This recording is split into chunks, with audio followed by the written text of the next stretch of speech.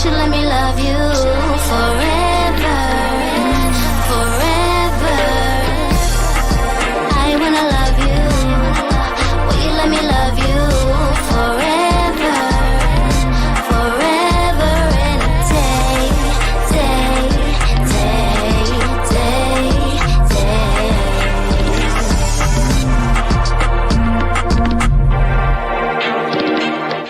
Happy Taco Tuesday. Welcome to TMW Online, The Melanated Way. I'm Linda. That is Abby. We are catching up on all things before the 90 days, season 8, episode 10, Prepare for Arrival. And you guys, thank you guys so much for being here. Thank you for our long-term supporters and all of the comments and clips and all the things that are happening right now. It's very exciting. There's a lot of dialogue going on. Don't forget to like and subscribe to Abby and Linda So Girly, as well as TMW Online and 90 Day The Melanated Way. I promise you guys I'm coming back to Instagram on 90 Day The Melanated Way. It's just been life. Life has been lifing. But that being said, overall thoughts, Abby, of episode 10, Prepare for Arrival. Listen, my overall thought on this episode is the scammers are scamming. Wait, the scammers are scamming, and listen, some of them are two-way scamming. These Americans, you can't. It's scamception. The scam goes deeper and deeper and deeper and deeper. Leonardo DiCaprio is going to pop out at some point. Facts. I'm like, who's scamming whom? Because I'm gonna tell you, these Americans are doing a little something. Let's jump right into it. Emma and Ziad. So, as you guys know, Ziad is very allegedly, from what he's been telling us, is very traditional, into his Muslim culture, all of that stuff. But him and Emma got jiggy with it the night before, and this episode, it was her birthday. He arranged going to the desert, special romantic getaway, and she's happy. She's like, we finally got the intimacy that I wanted, and I'm happy, he's happy. I really can see a proposal happening on this trip. And so they're packing up to leave the little Airbnb that they were staying at. And I laughed, Abby, because you travel a lot. I travel, but you travel a lot. You are a traveler. I travel with a lot of bags, and everyone that knows me knows that. And, recently I've been going back and forth back home, and my mom clowned me because I this year have been traveling with just a carry-on, which is absolutely not like me. It's absolutely not like me. I don't even know how I'm doing it, but I'm doing it. And my mom was laughing. She's like, are you my daughter? And so I laughed at all the bags that Emma had, because she had 4 huge suitcases, a couple of carry-ons, all of that. How do you travel, Abby? I am a carry-on person. I can go anywhere with just a carry-on, except when I went to Antarctica and when I went to the Arctic, because winter clothes are just more bulky. But every other trip that I've ever taken is just a carry-on. So can you do a carry-on for 2-week travel? Yep. Oh, Lord. See, you guys, you go over to my Instagram page. I have a video of me doing a literal base carry-on, overnight bag for a 2-week trip. Yeah, absolutely not. Absolutely. I can do a carry-on for maximum 4 days, and that it's a wrap after that. Let me know, you guys, how do you women travel? Can you do carry-on for a 2-week trip? I'd love to know, because absolutely not. Professionals right there. So they're on their way to Agafe, and it's like a desert area, but really not desert, but rocky, sunsets, views, gorgeous. And Emma's just excited. She's excited because she feels the spark has come back to the relationship, and they were connected because they were intimate. And, we talked about this yesterday. You guys, just being intimate with someone and getting that, soul tie doesn't really mean that you're connected. It just means that, you all were naked together and now you feel closer, but that doesn't necessarily mean that that's your person. And so, you can't just be like, hey, we had sex and so now everything is great. I mean, it seems great in the moment, but is it? And when the producers were talking to Ziad, he wouldn't even admit it. He was like, well, I'm just listening to my heart. She makes me feel better.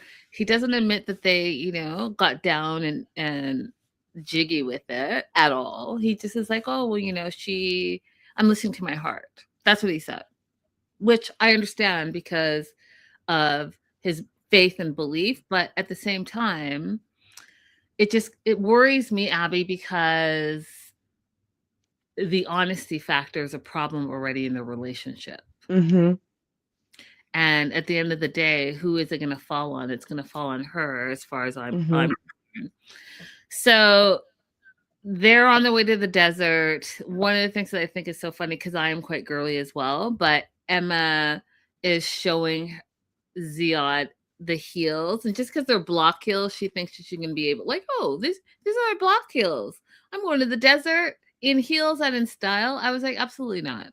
Like, you can be stylish, but you can also be like conscious of where you're going, right? Mm-hmm. Mm-hmm. And so they get there, and it's gorgeous, you guys. Beautiful tents, and like 2 separate rooms, beds. Like, I loved it. It reminded me of glamping, and I am Mm-hmm. all about that. If I have to do camping, which I don't, unless there's a cabin and running water, but I would do what they did because it looked like they had all the amenities that you need to still like feel comfortable. So Emma's concerned though, because she's staying in one of these tents and he is staying in a different tent. And she can't understand why they're not sharing a room. She thinks it's weird because they just were intimate the night before. But I'm like, what part of not studying his culture have you not, like, don't you understand? Yesterday, whatever you guys did, that was beyond what he was going to be doing or thought he was going to be doing. But he promised you and said all this stuff. So yeah, I guess he kept his word. But at the same time, now you're in public where there are other like men around in a country that you're not from. He's not going to just risk it all. Like, what do you think, Abby? I don't think that we can blame her here on this particular point. There's other things that we could blame her for because there was never any resolution to all the things that he said to her versus how he acted when there was never a conversation where he was like, I did say those things, but here's what's happening now. I shouldn't have said that. There was never any kind of resolution. So I think in her mind, oh, okay, we were intimate, things will change now. It'll be what he said to me when we were talking on the phone. I think it's reasonable for her to have thought that in her mind. In you and I's mind, we wouldn't think that, but we also still wouldn't be there in Morocco with him. Right. No, that's fair. I agree with you. They're going on a camel ride, which you guys, I've never done, and I know, like, animal activists, the whole thing, but I would love to do that though still.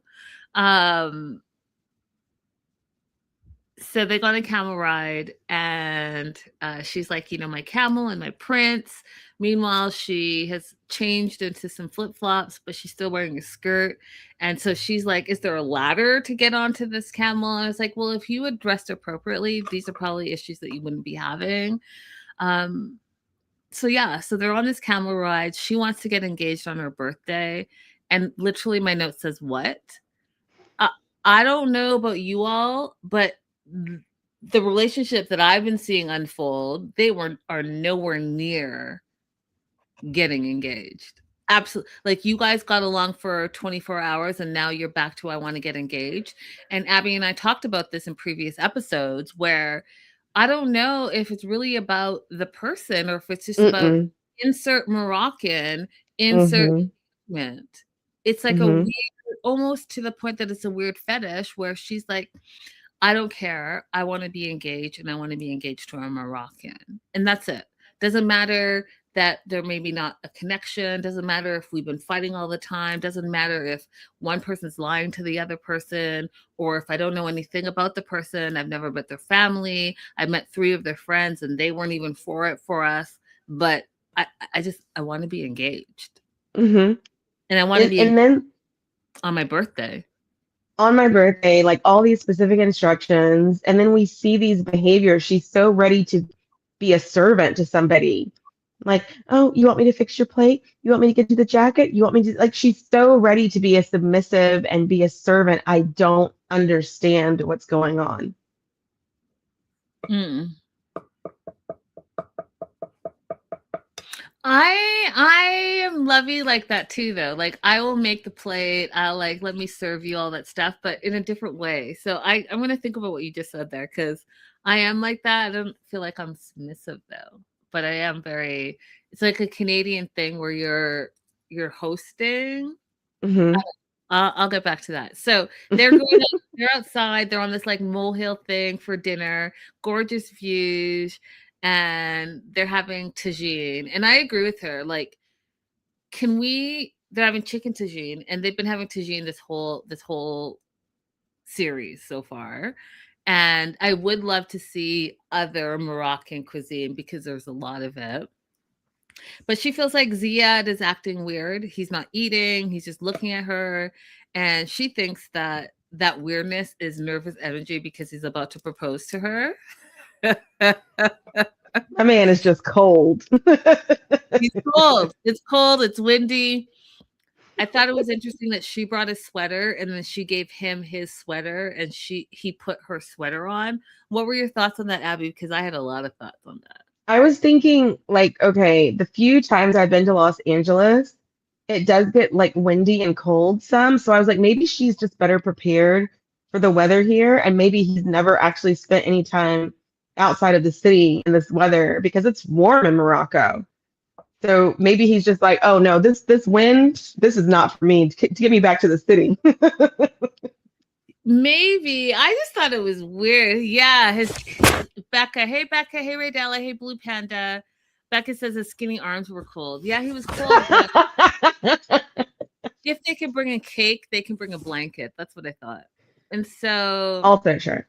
he puts her sweater on, and he's just basically like, I'm happy if you're happy. I want to make this time for your birthday very special for you. Happy birthday blessings, yada yada yada.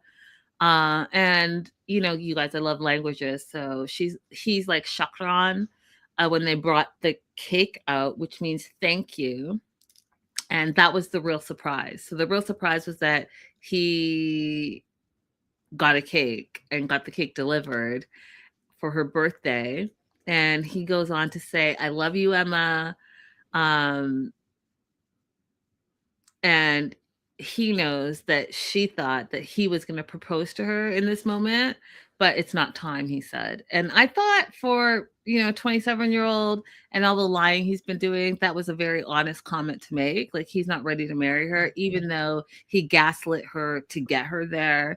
And he promised her and told her things that were not true as soon as she arrived. I do think this is a very honest moment because he could have easily continued to gaslight her and propose to her and it would have been shambles. But a little bit of self-realization there. Do you think, Abby? Yeah, but guys, if you're gonna do this when you know the other person is expecting a proposal, then don't say I have a surprise for you. Say I have a cake for you. Mm-hmm. Say I have a camel ride. We're gonna stay in tents, and then I'm gonna have a cake delivered at dinner. Don't say I have a surprise for you. Facts. So one of the other reasons that he's not proposing to her is because he feels like she hasn't told him everything about her. And so he wants to take his time and find out what the truth is about her. She, on the other hand, is super disappointed that he's not sure about her. And she's sad that there is no proposal. And again, it goes back to this whole, like, I don't know what her fascination is with getting proposed to. I'm not sure why she's so stuck on being proposed to. It doesn't even matter who it is. It's like some type of validation that she thinks happens when you're engaged. I'm not sure. And so she's disappointed, and she is sad that he walks her back to her tent, and she's spending the rest of her evening alone and all of that stuff. And I just thought, I just wouldn't act like that on my birthday, Abby. I just wouldn't act like that. I think that your birth is a celebration of yourself, and however you choose to celebrate it, whether you celebrate it with others or you celebrate it by yourself, it's a celebration. And so she had a lovely dinner, she had a cake. She could go and like self reflect in her tent. She could spend time with herself, with self realization, all the things. But maybe that's just like wisdom. I don't know. I mean, she's let us know very clearly that she is of one mind on this trip. That come hell or high water, she wants to make this relationship work. She wants to be engaged. She wants to get married to a Moroccan. Why? Nobody's really asked her what exactly her motivation is for this, but she's made it very clear that's all she cares about. She does not care about the character of this man. She does not care about having a good relationship with his family or his friends. She does not care about his culture, his language, or anything else. Facts. Facts.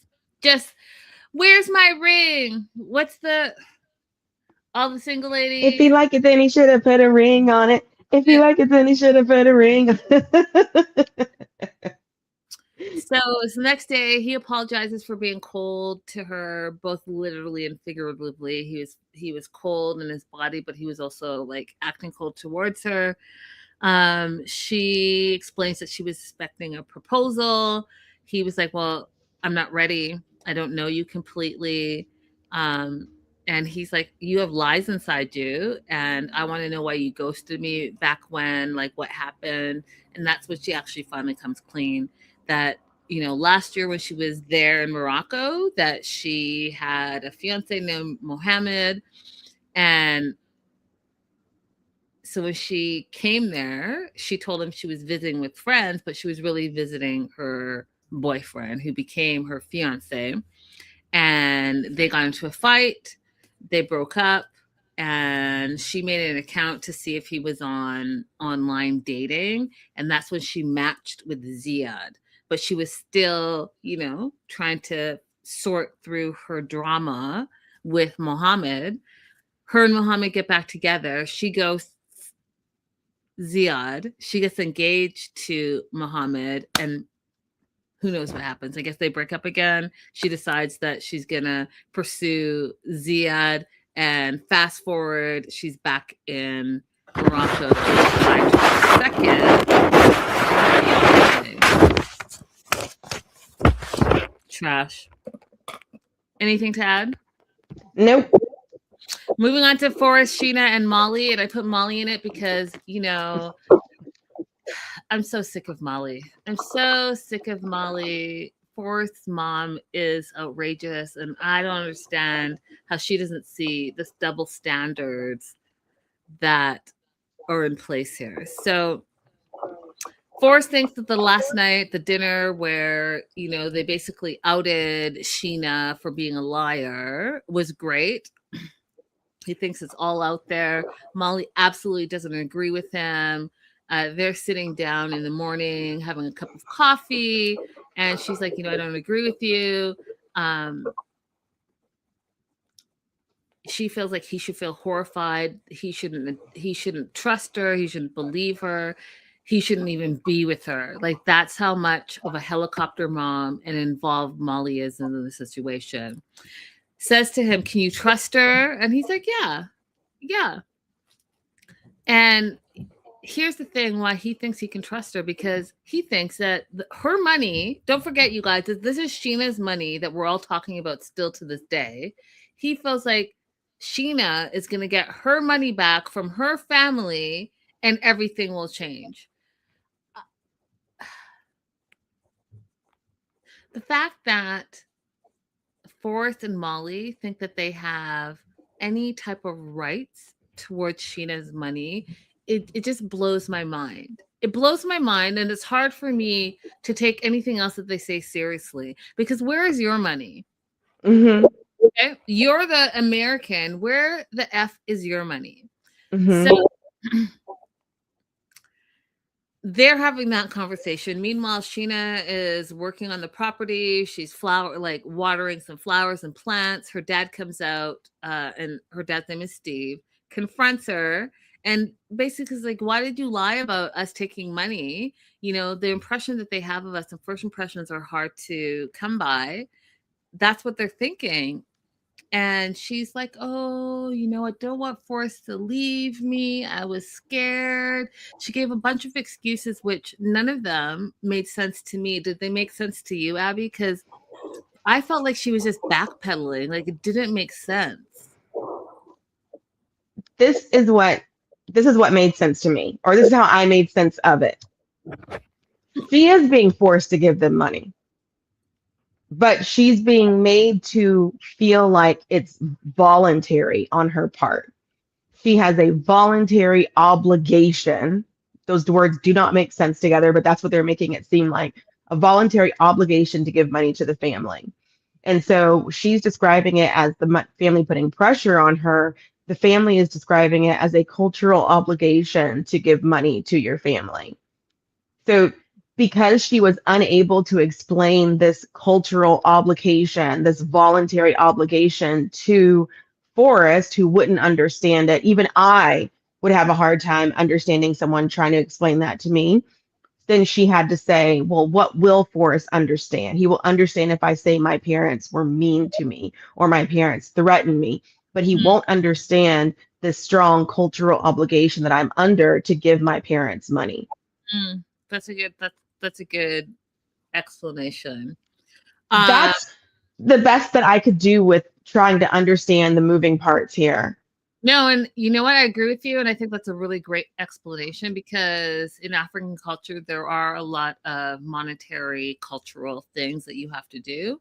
Um, and it is like a I don't know if it's a pressure, but it's a tradition and you don't want to be disrespectful and you don't want to be disrespectful to your elders. So how you explained it kind of it resonates with me.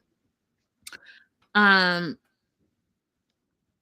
but the dad says, you know, if Forrest really loves you, he should respect your culture, and you need to give to us, and so you should tell him. You should tell him the real situation so he knows what he's getting into. And I thought that that was a very direct and honest thing, right? Explain to your partner, this is my culture. So, like in Guinean culture, right? You're in a relationship with someone with a female and you want to marry them. There are a lot of steps you have to go through. You do have to ask for the blessing. You do have to ask for permission.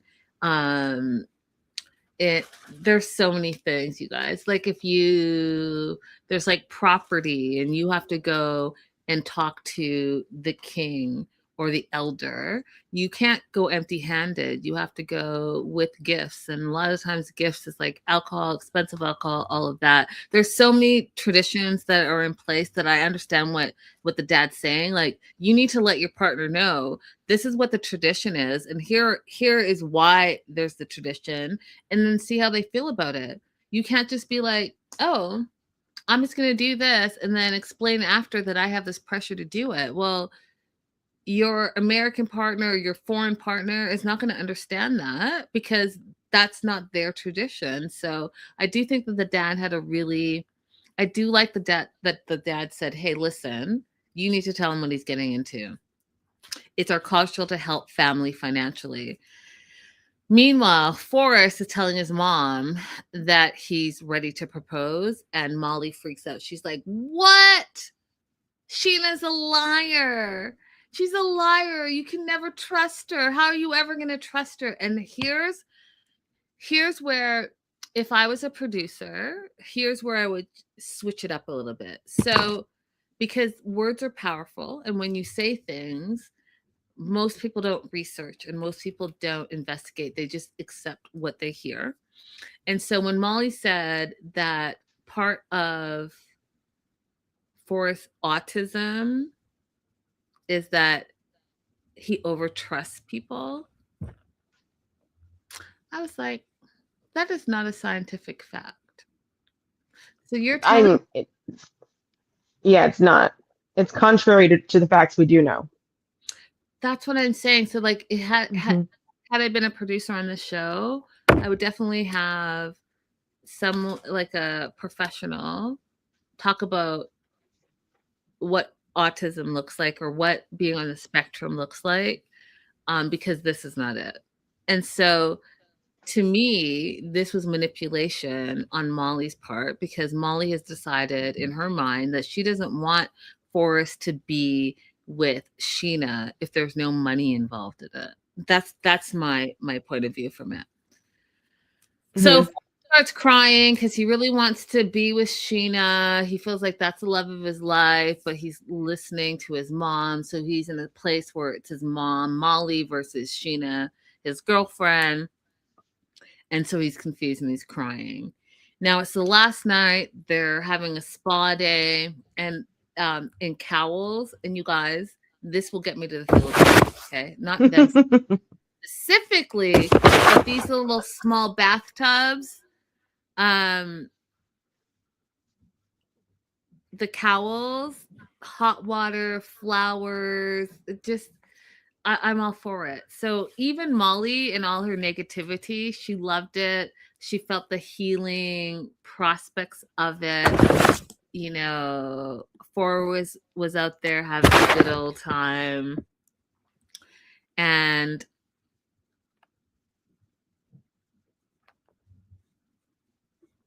Sheena's there. And Sheena's like, you know what? She can't really relax. Although if you look in the background right there, she looks very relaxed to me. But she said can't really relax because she's thinking about what her dad said about being honest with Forrest and her obligation to help the family.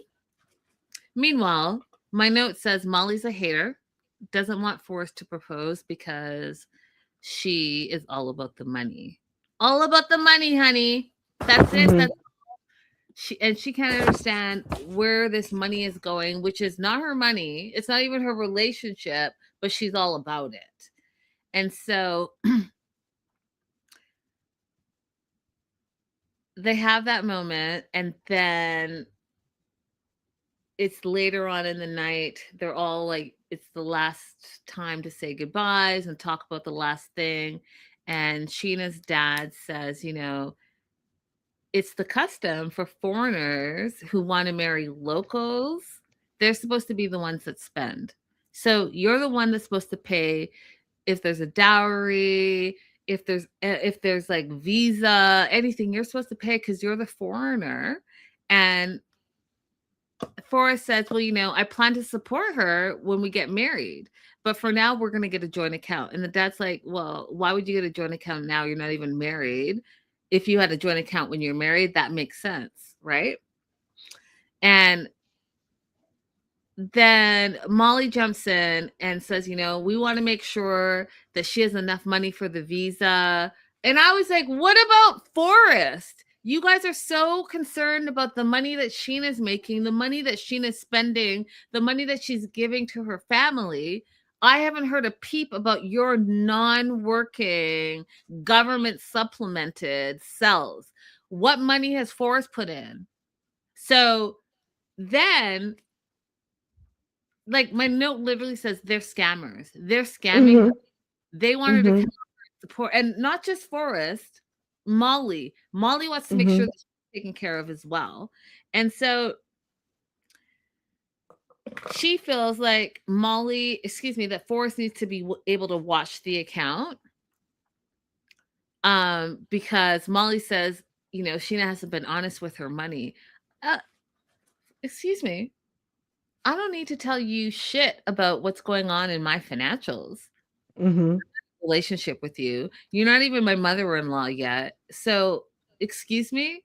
And so they come to some crazy agreement that I can't believe was even put on the table, where once a week, Sheena's going to take a screenshot of the monies that are in this account of hers, not a joint account of hers, so that Forrest can see that she's putting money into this account. And then I was like, why does she have to tell him anything? And is he going to reciprocate once a week? Is he going to put in and send screenshots of the money that he's put in because he ain't got no job, y'all. Right. I was so frustrated this entire conversation because not one single person asked, well, Forrest, how much money have you saved? You keep talking about saving for the future. How much money have you saved? That part, and like Becca said, did Forrest even bring gifts for Shayna's parents? Absolutely not, he didn't. And that's even part of the tradition. You, even as Africans, you don't show up at someone's place empty-handed. And I even know Americans who do that, where they're like, let me just at least take a bottle of wine or something. You don't just show up Yeah. and then like, oh, this place is huge. Mm-hmm. And they feed you, they house you, and not even a thank you, because I didn't hear a thank you. What I heard was, your money is our money, and we're trying to figure out how we can get more of your money. Outrageous. Oh, they were even worse than showing up empty-handed because remember initially they asked if they could stay for free. They know that they know that they run this as a business and they were asking if they could stay for free. So they're empty-handed, freeloading, US government supplemented, attempting to control Sheena's money, attempting to have control over whether or not she helps her family. It's just too much. And although I do believe that Sheena and Forrest have some genuine feelings to each other, I just don't think that either one of them is high functioning enough to get rid of their parents. Facts. 100%. The funny part, which was the last part, literally I said LOL. So Molly is complaining and stating that she can't understand why Sheena's dad has so much control over her as a 40-year-old woman. But meanwhile, your 30-something son is living by your rules and you're controlling him. Like, talk about the what is it? The kettle calling the kettle black or whatever, the pot calling the kettle black, that, and the fact that if anyone's controlling in this situation, it's you, Molly. Mhm. What do you want to Yeah. add? The last thing that I want to say about Sheena and Forrest is that Forrest makes a comment that they have to have a certain amount of money in their account for immigration purposes. That's not correct. If you're doing the K visa, they look at your annual income and your tax returns. I think that he might be confused about the visitor's visa. If you're applying for a visitor's visa, that's when they want to look at your bank accounts to make sure you have enough money to go to the US, have spending money while you're here, and get yourself back to your home country. But for the K visa, they're not looking at your account balances. They're looking at your income over the past 3 years, your tax returns.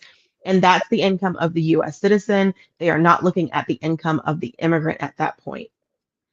So I know we're behind. We're covering episode 10, but Abby, can you explain to us a little bit? Like, say I went to the Philippines and I did want to extend my stay. What does that look like from an immigration perspective, and how long could I extend my stay for?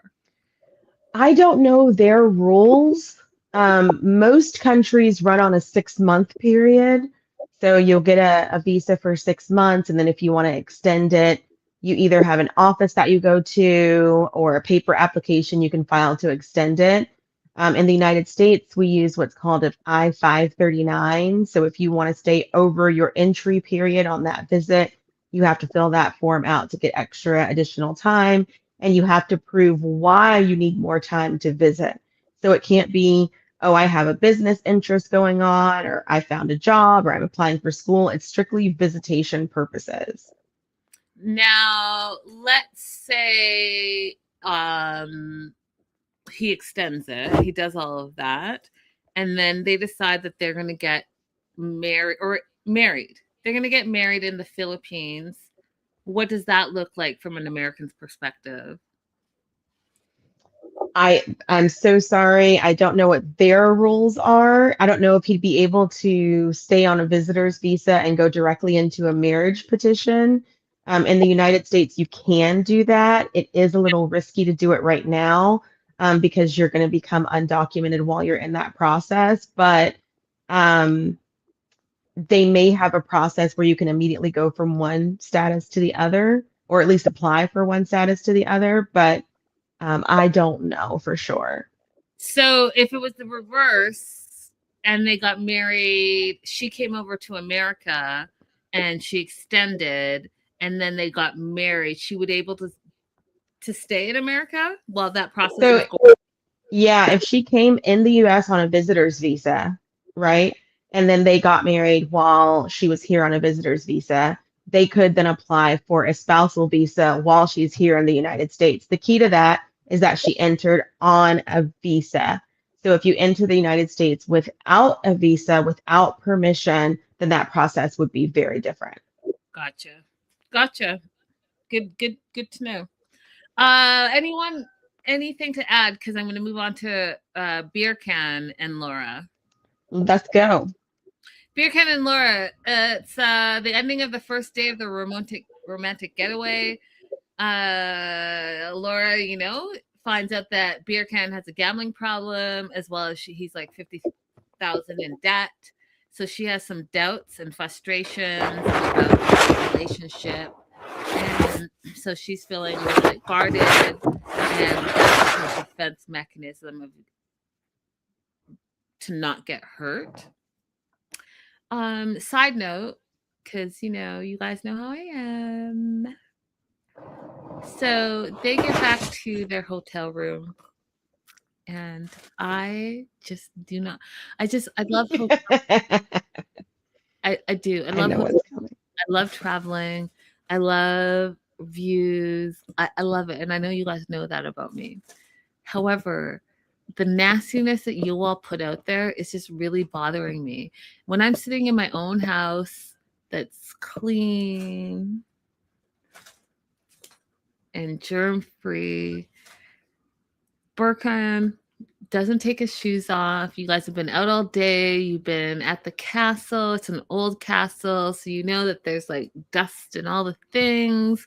You've been probably sweating all day, all the things. And the first thing he does is he lies, doesn't even take his jacket off.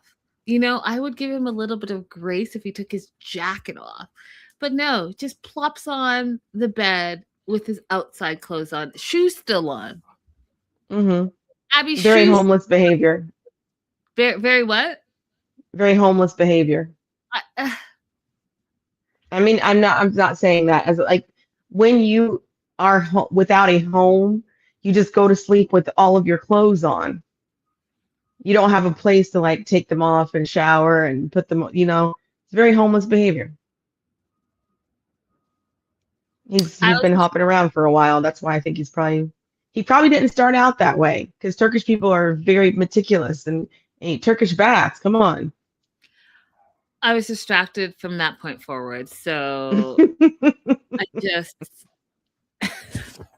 facts. Tina, hi Tina. Tina says I have indoor shoes and outdoor shoes. Nobody comes to my house with their shoes on. Facts. You guys, I mean, I've gone on tangents on this, so I'm not even gonna get into it. I'm just gonna say that it distracted me, and I'm just not for it at all. I just think that you guys it's 2026. Like, we know all about germs. We, hit with no, you guys, just no, just don't do it. So anyways, we find a little bit more out about Laura. She got married at 21, which we didn't know at least I didn't know till episode 10 here. And married for 6 years. She has some trust issues because her ex-husband left her for another woman and took all of her money in the process. And she never wants to feel that hurt again. And she doesn't want to feel taken advantage of. So she is really treading lightly with what's happening with Beer Can. Now, Beer Can, on the other hand, is saying, listen, you can't control me. You can't control my actions, because it will just make the situation worse. I'm going to do what I want to do, which, as a 26-year-old, that makes sense to me, you guys, which, I always say, like, age is just a number, but you also have to be in a relationship with someone who is compatible with you and has some life experiences, has traveled, has been on their own. Like, I can go on and on and on. Every 26 is not the same 26. every 30 is not the same 30, right? Like they're so you really got to know who you're getting into relationship with when there's an age difference. So that being said, on the flip side, he says he's going to try to stop gambling because he loves her. And then she says that she loves him. And then I'm just going to do all the things that just didn't make sense to me. And then we'll talk about it. So he says he loves her. She says that she loves him. She was originally standing by the window. And then she, too, who does have a home, gets into the bed with her same outside clothes on to cuddle with him. And then she says that she's in love with him and she's fallen more in love with him since she's been there. Now, Abby, I immediately thought of you because none of that makes sense. You all have been together for like a maximum of 4 days, and 2 of the days he was ignoring you. And another of the days he was lying to you, wasn't translating what was really going on. He finally told you on the 4th day that he's in debt, that he's a gambling problem, all the things. But you've fallen more in love with him. And why I thought of you, Abby, is because a couple episodes you talked about how she is fetishizing fetish. Let me just rewind. She has a fetish that she's allowing to play out in fantasy world because she's about these romance love novels and with Turkish men. And so you came to my mind because I was like, what are you talking about? You've fallen more in love with him. Where? Where in this? You just literally said you had doubts and frustrations at the top of this episode. And now, in the middle of the episode, because he said, oh, I love you and I'm going to quit gambling.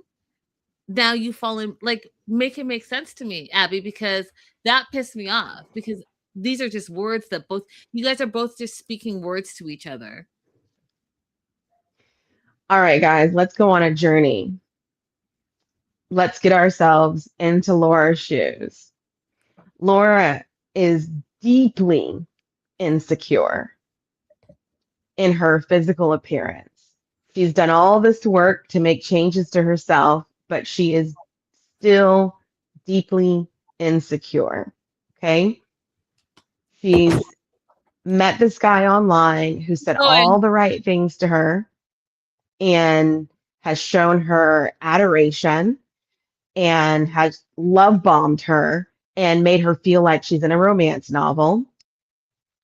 And she arrives in Turkey, and this person goes to her plastic surgery appointment, sees her entire body, and still is nice to her, in her opinion, and has intimacy with her.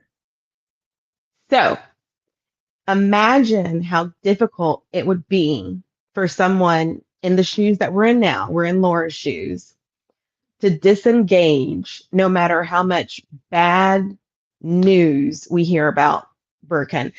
Mind you, she came on this trip already knowing that he was jobless. So she'd already accepted that he was jobless. Now she's being asked to accept that he's also a gambler. And I don't know that she knows that gambling is an addiction or not. She seems to think it's something that he could just stop doing. But these are Laura's shoes. Now, we may not like this for her, but do you see how she would end up in this kind of situation given her background? And then she added on to that her ex-husband. So now we know about the ex-husband who, up and left her for another woman, which is very deeply scarring. And I think even the most confident woman would feel some way to be left for a younger woman, especially if that woman in Laura's situation was slimmer than she was at that time, right? So let's see here. Exactly, Becca. And because Michael had already rejected her too, she told us, she was spending all this time with Michael. They were on their weight loss slash healthy journey together. They're making food together. They're exercising together. She pours out her heart to him, says that, I would like to pursue a romantic relationship. And he rejected her. So we've got all of that, in some rejection from her husband, self-esteem issues from her weight, rejection from Michael, reading all of these romance novels, being love bombed by Birkin seeing her at her, let's quote unquote, worst at the plastic surgeon office and still being intimate with her. Those are Laura's shoes that we're in right now. Do we understand why she is having difficulty seeing the red flags? That, and then guess what, y'all? We're first of all, where's all this money coming from? Because he then explains that the money's coming from gambling, but you're homeless and you're in, like, I don't make it make sense because none of this is making sense. So he plans a boat ride to Sesame, and she is like so excited because she feels like he is given a high bar for all the surprises that he has for her. And he explains that he's paid with his gambling money. And so she just needs to go with the flow. And he thinks that he's a good gambler. Well, people that have gambling problems do think that they are great gamblers. And so make that make sense.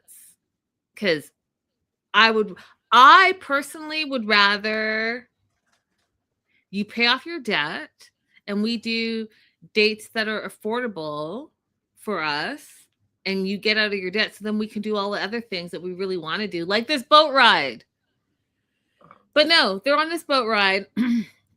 And because he has shown these, in her mind, extravagant displays of affection and love, she can't stay mad at him or upset with him for very long. And then here's the thing that you guys come closer. I want to tell you something. As women, from woman to woman, I want to explain to you that you're always going to be the prize. Doesn't matter what the situation is, you are always the prize. The fact that so now she's like so excited because he's done two things.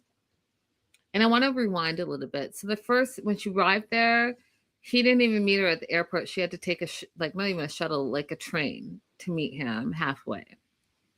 She had to pay for the Airbnb because he's homeless and he has no money. Then on the train ride, he ignored her because for whatever reason, he wasn't liking what he was seeing. Then he slept on the couch on that first night and ignored her. Okay. Then she had like the doctor's appointment. He didn't really respond well until the very end. And then he flipped it because here's the thing. When someone is scamming you,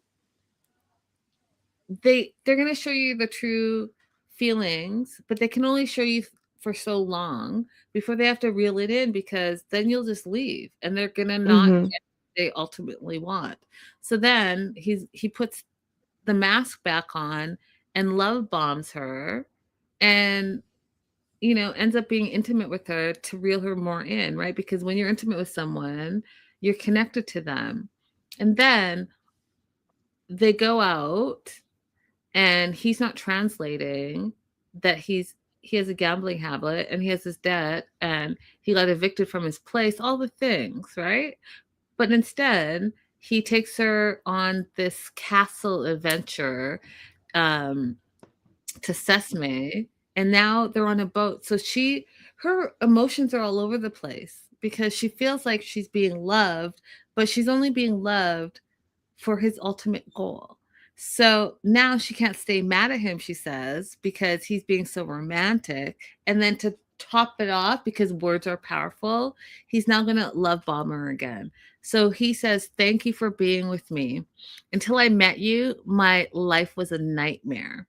I was a professional footballer, soccer player. I got this injury, and then my girlfriend dumped me, and she was my first love.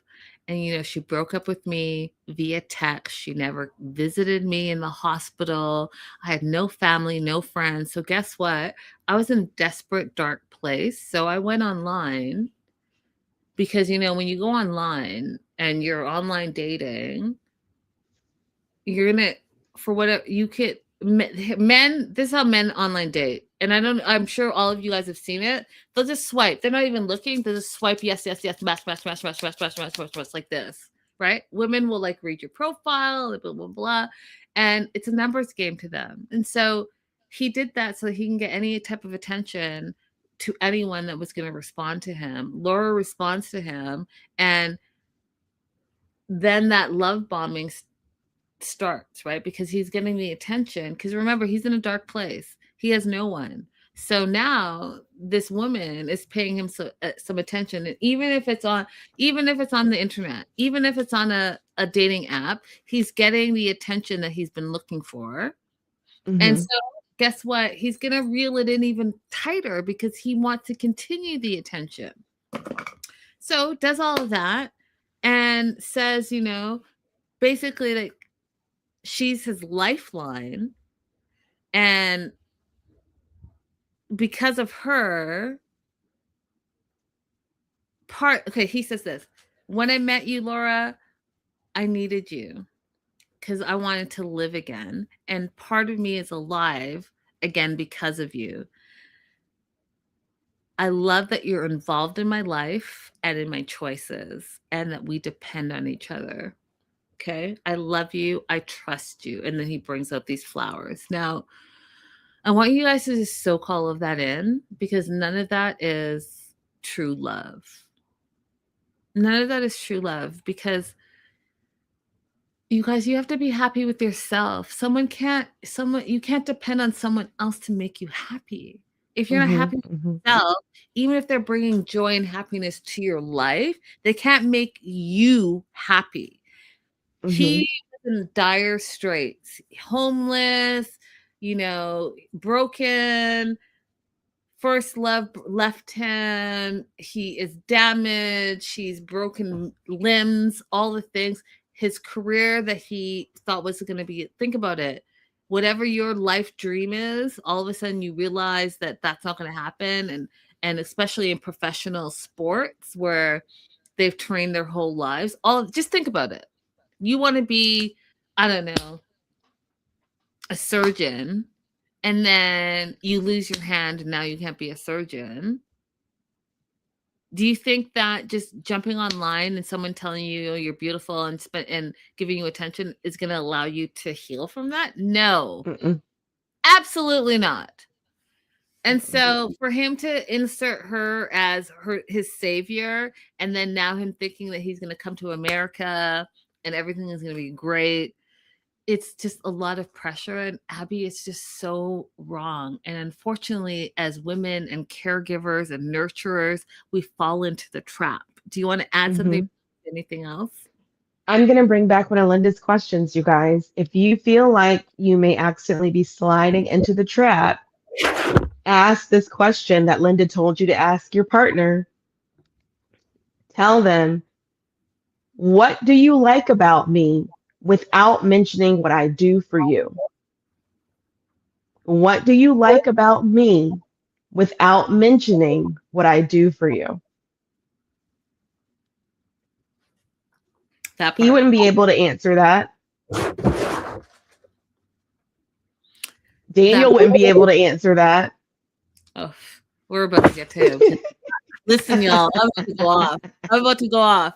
Last thing I want to say about Beer Cannon Laura, he then says, she brought him out of his darkness, and she translates that into that he loves her so much and he values her. Like, we just need to be better. We just need to be better. His dark place does not mean he loves you. It means that, you know what? You're his crutch and support system, and he is relying on all your greatness to pour into him. But as you're pouring into him, who's pouring into you? Because at some point you're going to be empty. And if you can't continue to pour into him, guess what? He's going to move on to the next. I'm not here for this at all. Do you want to add anything before I move on to friggin' Lisa and Daniel that is just so ridiculous to me? I can't understand why they're the breakout stars of this season because they piss me off so much. I have a hard time with the whole thing. Best line ever in the history of 90 Day Fiance. The truth is, I'm being caught.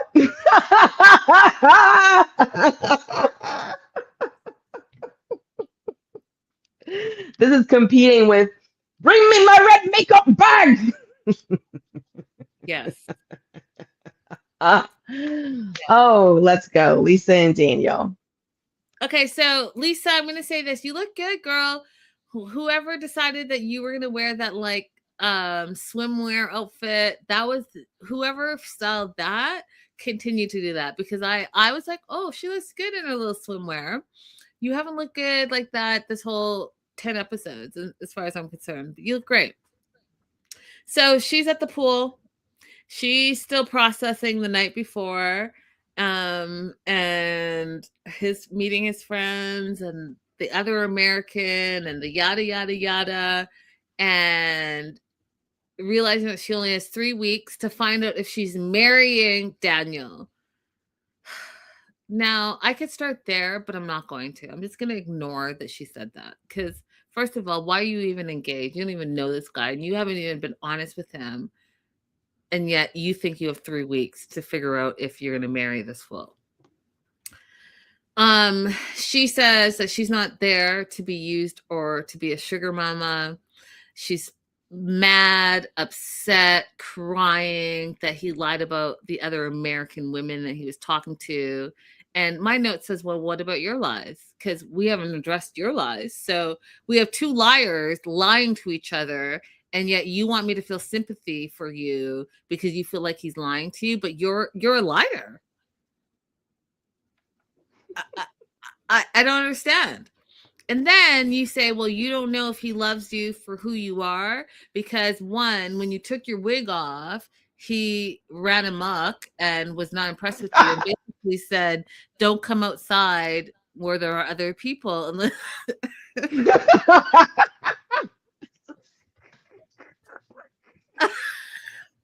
You guys, I rewatched Abby. I rewatched our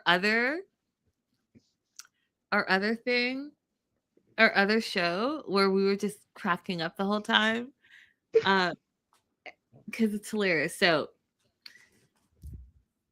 anyways, one, he said you can't come outside without your wig on if there are no other people. I'm going to really try to just not be a mess. Don't be in public without your wig. 2, you changed his life because you send him money every month and now he's living the high life. 3, she's worried that he doesn't love her. 4, she's worried that he's after her citizenship or just for a visa. So you have all these concerns, which, valid. But again, you can't. Here's my thing, Abby. You can't scam the scammer. Like you're 2 scammers and 2 liars are friggin' scamming and lying at each other. One's crying. One is like being closed mouthed because he doesn't want to get caught. Who am I supposed to have empathy for, Abby? Who? Neither. All of our empathy can go to Faith. Exactly. So she's at the pool. He comes out to the pool and, he's back on duty. And he's back on duty because the night before he was like, whatever. I don't know what you're talking about. I don't know who you said what, who, where, what. No, just you. And his friends are saying, make sure that you don't deviate from supporting him and sending him money. Keep doing that. And so he love bombs her, said, oh, I missed you. Where were you? And he kisses her on her lips. Um, and he's like, I don't know what's happening. I love you. I want to be with you. Love bomb, love bomb, love bomb. And then she's like, well, I feel like there's more to you than you're letting on. And then my note literally says, shaking my damn head, same. Because guess what? I have a liar and a liar. So the liar is confronting the liar, saying, oh, there's more to you than you've told me. Oh, but guess what, liar? You haven't told me anything yet. Uh, Abby. So she's worried that there's another woman in America. She wants to know the truth because she confronted him. He admitted it yesterday, but then today he's like, he can't remember.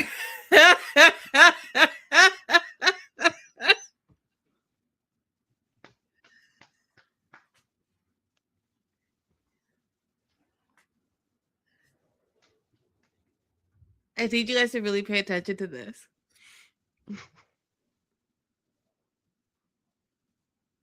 She pulls up a picture on her phone and says, this is her right here. Oh, this is Drake, by the way, because everyone always like freaks out. So this is her. He's like, I don't know who that is. She's like, this is her profile. This is her. He's like, I need you to prove to me who that is because I don't remember. She flips through again, Abby, and says, this is her. And then he says, I don't know her. I don't know who that is. She's offended, right? Because he's insulting her intelligence. You just admitted it yesterday, and then today you don't remember, which is so like pleading the fifth, right? It's so stupid. It's like, if you're gonna be a liar, if you're gonna be a scammer, if you're gonna be a manipulator, at least be good at it. Like when you fall back on I don't remember or that didn't happen or fake news, like you sound stupid. You're insulting the intelligence of women. And I saw something the other day, which is absolutely true. When women feel like something's off with their relationships, they are 90% better than FBI agents in finding out what's going on. And that's true. Oh, wow. Yeah, I read it. I read it like 2 times because I was like, I think I'm that person. I mean, I know I am, and I thought about this the other day, Abby. I was like, I could have been an amazing FBI agent. I really could. I have the like training and degree background for that. I just never thought about it. But listen, y'all should be happy that I'm not, because 90% of you would be in jail. That being said, she is upset. She leaves. She goes back to the room and she's crying. And I am shaking my head because, again, I don't feel empathy because I have 2 liars lying to each other. Where am I supposed to put my empathy? She feels like he's gaslighting her, but guess what? He's gaslighting, but you're just lying.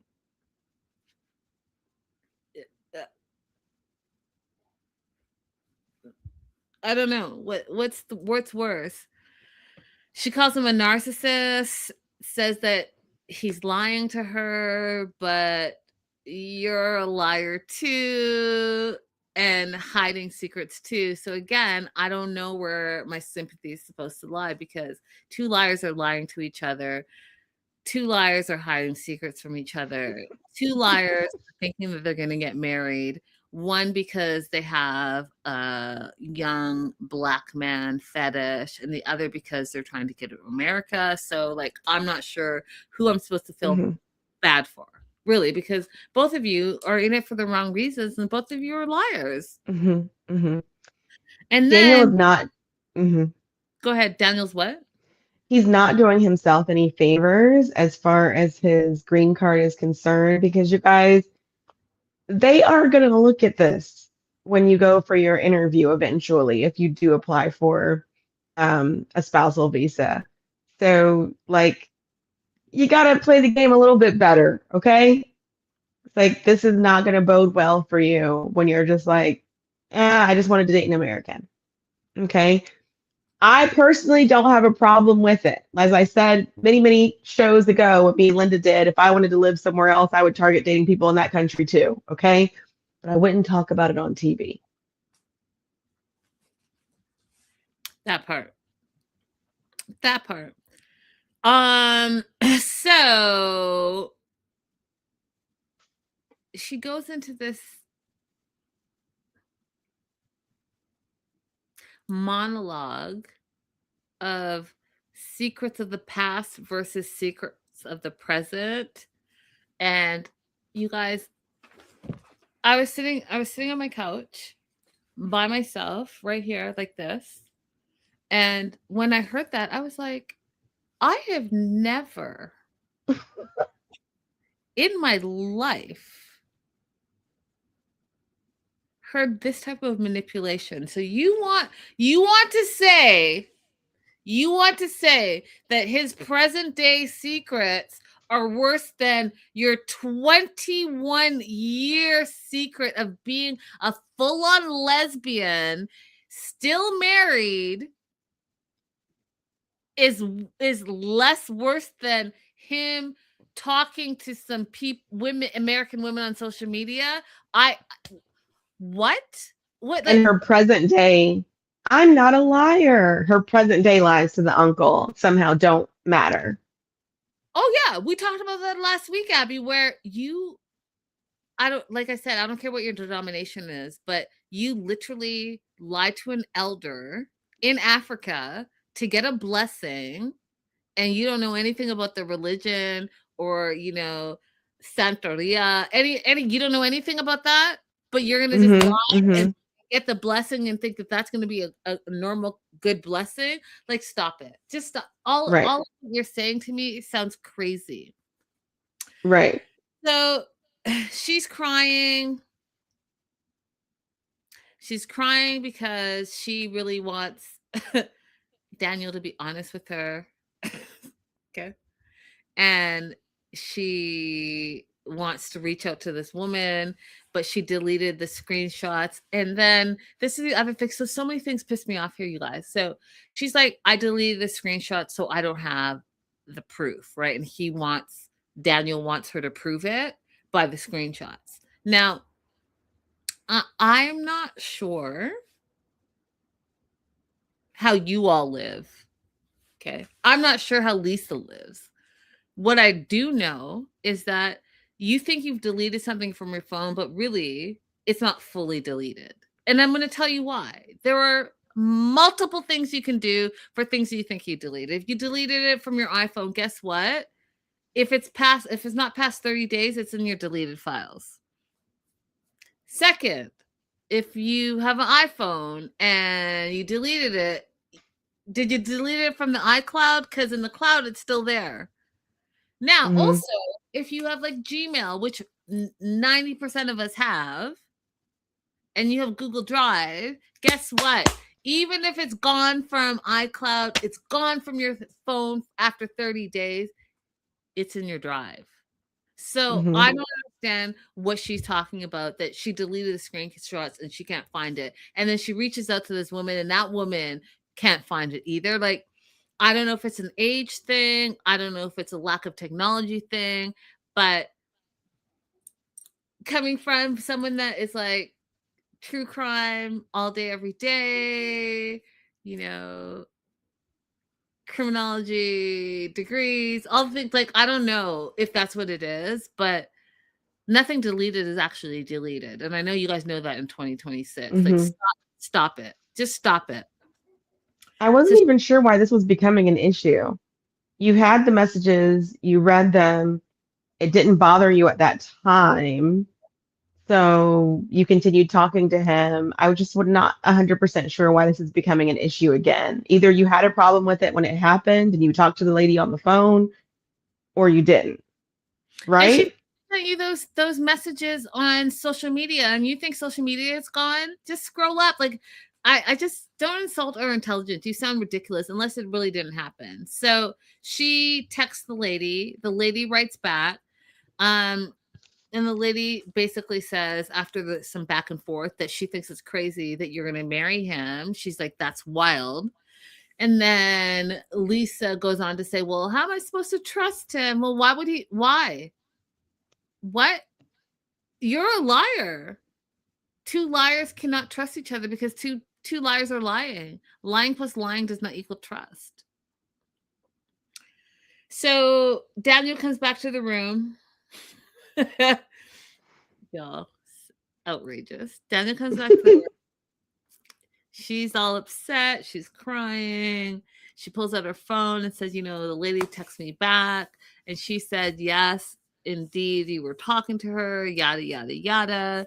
She pulls out the profile picture and he's like, oh, I don't know. She shows another picture and he recognizes the second picture and literally says he knows her. And then tries to blame Lisa and says, you showed me the wrong profile picture.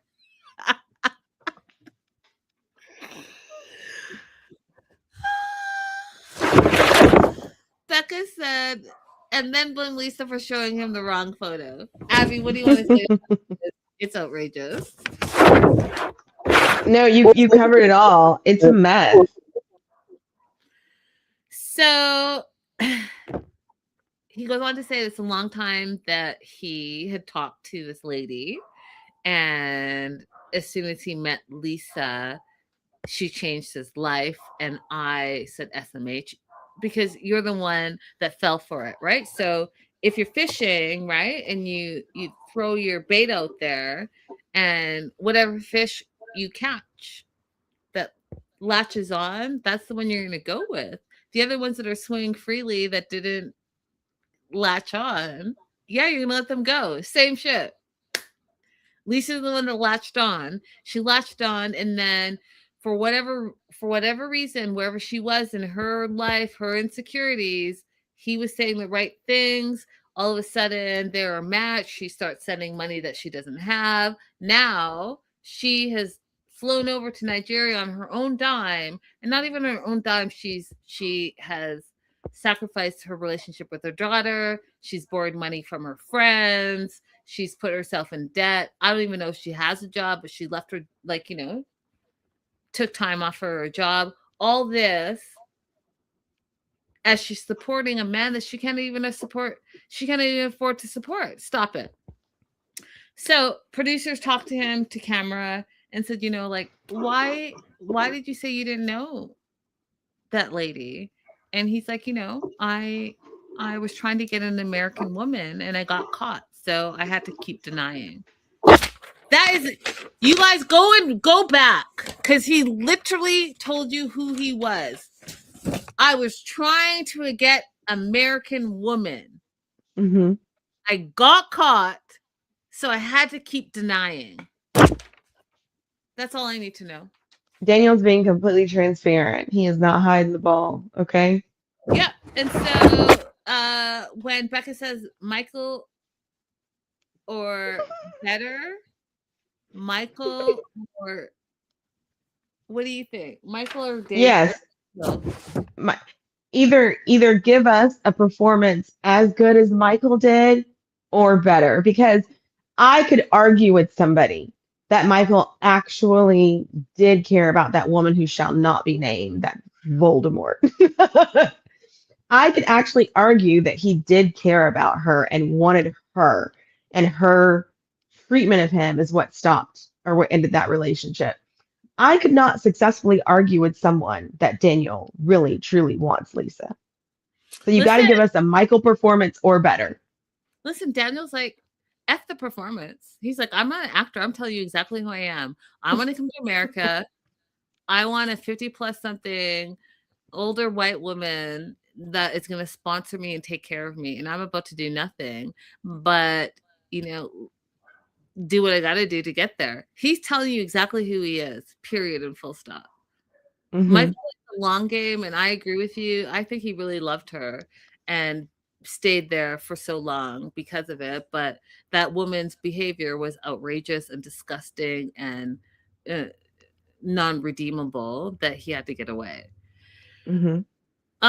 So yeah, let me know what you guys think. Michael or Daniel, who's the bigger scammer? Or I'm gonna throw Lisa in there. Michael, Daniel, or Lisa, who's the biggest scammer? Because Lisa's scamming on her own. You guys just don't see it because she's from America and you guys always think like third world countries, but she's on her own little scam. And she's I mean, also she's a liar. she's a liar. The only bigger scammer that we've seen directly, like overt action over what Daniel is doing right now, is Muhammad. Because remember, Muhammad actually texted another woman from his home country, just wait till I get my green card and Yep. I'll be done with her and then Yep. I can marry you. That's the only bigger scam that I recall seeing on 90 Day Fiance. 100%. 100%. 100% you're right. Becca says I agree that Michael had feelings at one point. Anything you want to add before I move on to Javon and Annalyn? Let's go, Javon and Annalyn. So they are flying back after their disastrous honeymoon to Manila. They're on the flight. She is talking about praying for a safe flight, and she has her prayer beads. And he's like, "Oh, I'm not doing all that." And I implore you guys to continue to think about the 5 things I talked to you guys about before you get in a serious relationship, because one of them is obviously faith and religion, because these two are not on the same page and they need to talk about it. If faith and religion is important to Annalyn, then before you married him, you guys need to have this conversation, because he was like, I'm not having it. It's not going to last long if you guys think differently. Okay, if you minimalize your partner's beliefs, it's not going to last long. So they get to Manila, and I want you guys to think about last episode where she explained to him, communicated to him that the things that she didn't like about him was his negativity, his complaining all the time. Even the producers did a montage of all the times he complained about all the things. And so her first question to him was, how do you like Manila? And he's like, oh, it's busy. All these people around. He reverted back to who he is. And I need you guys to pay attention. When men specifically show you who they are, that's who they are. If they switch it up for a week or for a day, or their words sound fancy, like beer can, I'm going to stop gambling, they're going to tell you what you want to hear. But guess what? Men lie. Mm-hmm. They lie to get what they want. So he's all, he didn't even say he was going to change. He just reverted back from not even 24 hours ago to who he is. And he's a complainer. So gets to Manila, is already complaining. They're on their way to Cavite, which is where Annalyn lives. And they are going to meet her mom in real life. Because remember, this whole relationship for the last 6 years has been online. And Annalyn is hoping that all the arguing that they've been doing for the last 6 years, and especially on their little short 3-4 day, I want to say that they got married and they were on their honeymoon, but it's hard for you guys. So on the 3-4 day trip that they argued the whole time. They get to Cavite, and Javan can't help himself. He continues to complain. He's like, I feel like I'm on a rocket ship on another planet. Why am I speaking weird? I don't know. Are you stroking out over there? I don't know. I was like, wait, what am I saying right now? So let me just roll it back. So Javon is complaining again. He feels he's on a rocket ship on another planet. And he's like, I'm the only Black man that's tall here. Everyone's looking at me. There's too many people. I don't like it. Like complaining. Okay, because that's who he is, you guys. His baseline is a complainer. So he feels uncomfortable and is complaining all the way to Annalyn's home.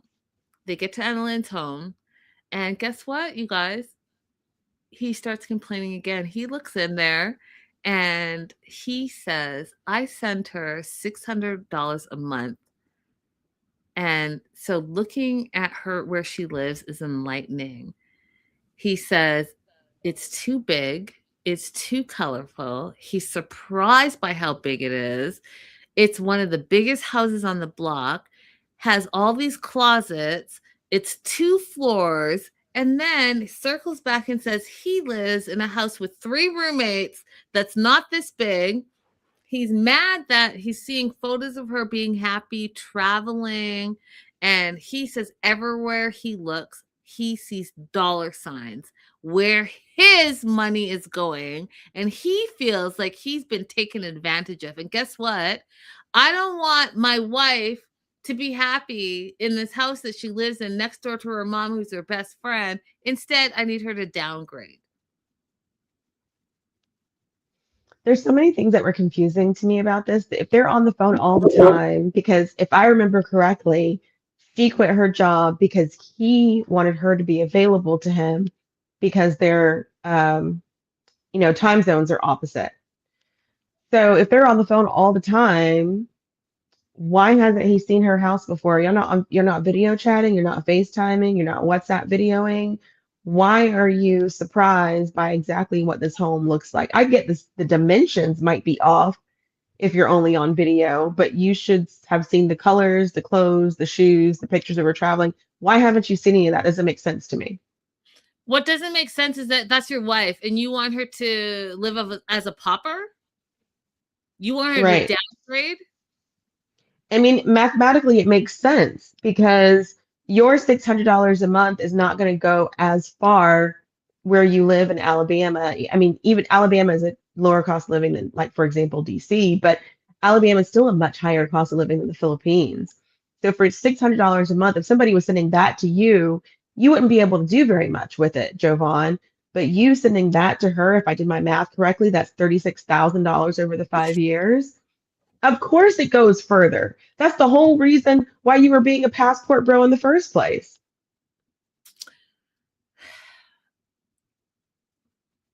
You So complain. it's weird, like you don't want her to work because you want to be a provider, but you're mad that she's able to use your money to provide for herself. No one can fix you. You are broken, Javon. You are broken. And then to have the audacity to say that you want your wife to downgrade her life. He said she has clothes in her closet and shoes that she's not even wearing. You want her to put all her clothes on at one time to justify having clothes? Abby, he said he wanted her life to be downgraded. Do you know how detrimental that is? He doesn't even like her. Yeah. Your wife, not your girlfriend, not your side piece, not a first date, your wife of 3 years, but 6 years together. You want her to downgrade her life over $600 a month? Like, if you want to be the provider spouse, you don't also get to micromanage the house. Where can you pay rent for $600 in America? Like, it's just because she uses the money you send her wisely. You want her to down life? Mm-mm. Like, Yeah. yeah. He didn't say, look how clean my wife is. Look how neat everything has been kept. Look how she's been a good steward of all of her belongings and kept them neat and in order. She made sure there was going to be water here when I got here. She made sure the floors were clean. He didn't say a single complimentary thing. No, because he's terrible. Broken. That's a bad Mm-hmm. The mom comes in. She's happy to finally meet Jovan. Annalyn is surprised by the mom was showing Jovan. I was surprised too. There was too much going on. Like she was like hugging him and rubbing him and taking the sweat off his face. It was too much for me personally, but I'm glad that she was happy that he was there. What were your thoughts? I thought that she was replacing physical affection with the fact that she couldn't verbally communicate with him. I thought Yeah, it was like this is how she's trying to let him know that he's welcome and she's glad that he's there. I have a question. Did you get a feeling that this is where Annalyn lived before she met Jovan, or that this is a place that she acquired her and her mom to be able to live beside each other after she began receiving money from Jovan? no, she lived there before him. She just upgraded and expanded as she was uh, being replenished with the $600 a month. What were your Okay. thoughts? I was just curious because I was going to say if she was providing herself that same lifestyle before he came along and requested that she leave her job, then that's just continuing her same lifestyle that she had. She had that place. I think she just didn't have all the upgrades. Her mom Okay. lives next door. Her mom has a store right there. They live there. It's just a better spot now. That's it. Last but not least, unless you want to add something to No. Aviva and Stig. You guys, I just don't have a lot to say because it's like, what is happening? Because when she said, Abby, that she wants to be pregnant and engaged by the end of her trip, I just thought that her and Emma, excuse me, yeah, her and Emma, Aviva and Emma need to just go somewhere else together. That's how I feel. There was a conservative women's conference here in the United States not that long ago. And one of the speakers at the conference said that we need more women who are willing to have children. And I quote, more children than you can afford before you're ready to have them. That's what the speaker at this convention said. And I fear that the young ladies who think that they're being super liberal with their sexuality. Super liberal with their Oh, sorry sexuality. about that, guys. Super I fear liberal. that the young ladies who think they're being very liberal with their sexuality are like unknowingly getting wrapped up into conservative ideology. Yeah, Because the what idea that you are currently ready to have a child is stupid.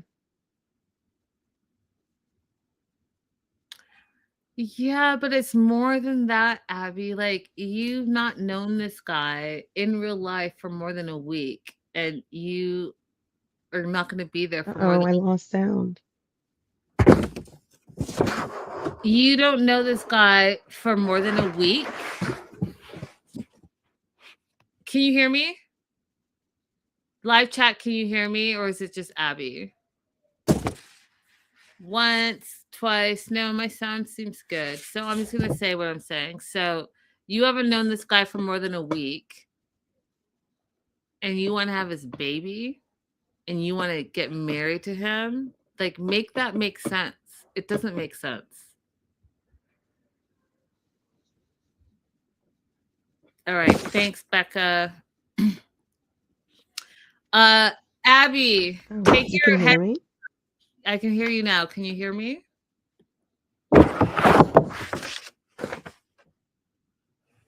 Hold on, when you say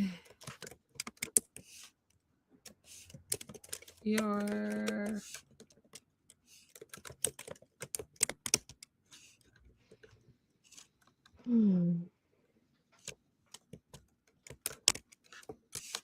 I'm here, you guys.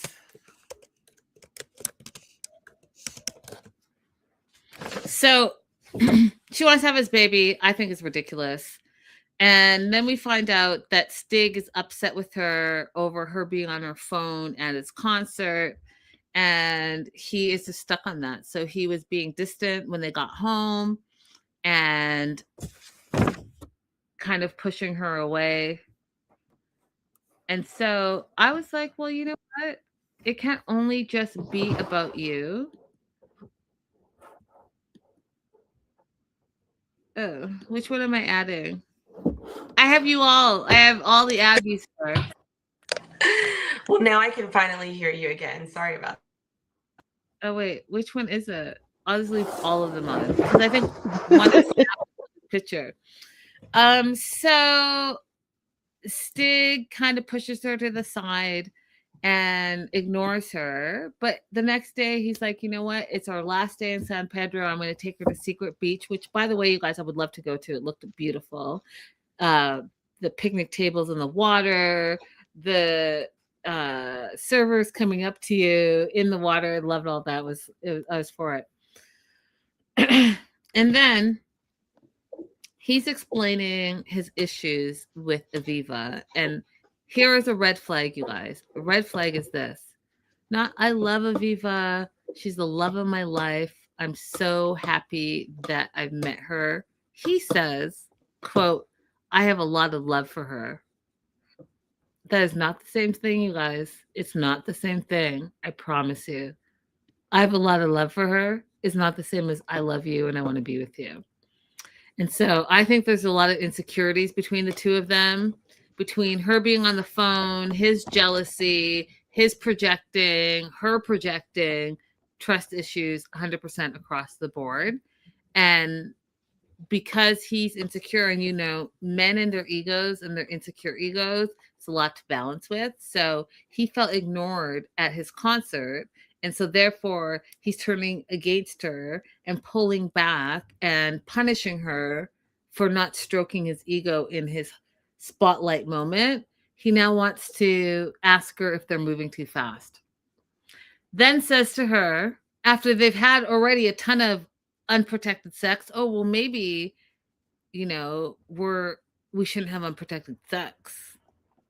Because, you know, I got to be sure. Because he's not sure because his ego is bruised because you were on the phone while he was performing. And by the way, it wasn't a concert. He was performing at a little dive bar and there were like 12 people there, but his ego was still bruised. And that is how fragile men's egos are. Egos. Mm-hmm. So they're going back and forth with trust issues, jealousy issues. He doesn't trust her because she was on her phone. He wants to, like, now all of a sudden have safe sex where you should have had safe sex anyways from the beginning because you don't know this fool. You just met him in real life like 3 days ago, but that's on you. And then she has her own insecurities because she doesn't trust him either. So she's like, you haven't told me you love me yet. And then he's like, well, are you waiting for me to say it first? Or are you going to say it first? Super immature behavior, in my opinion. And then she wants to know if he's going to love her by the end of the trip, which is like the most outrageous question I've ever been asked.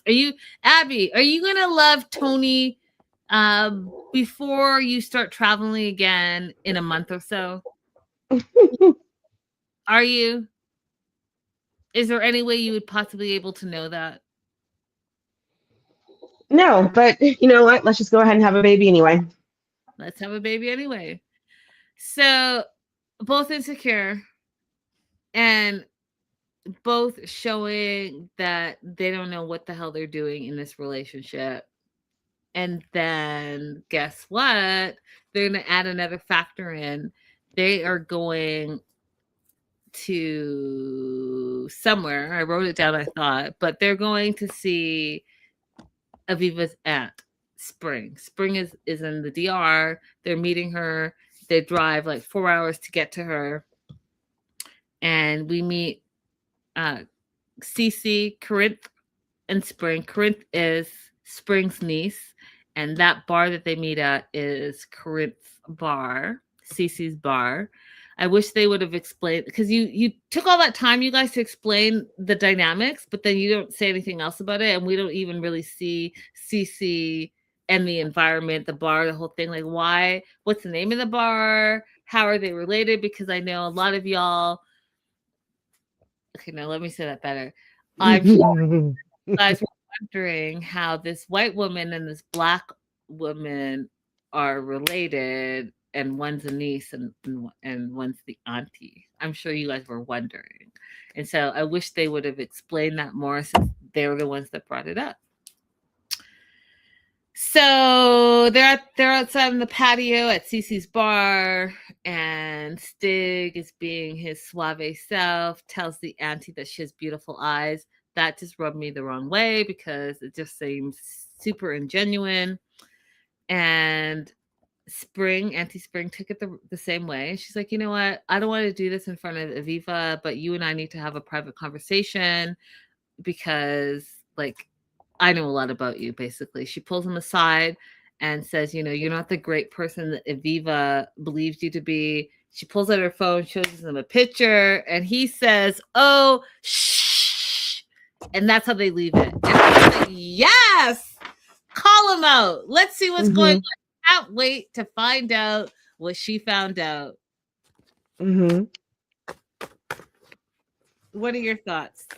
I wasn't sure why it needed to be a private conversation, but whatever, Aunt Spring. Your aunt, you can do whatever you want. True. Maybe she didn't want to embarrass him. I don't know, but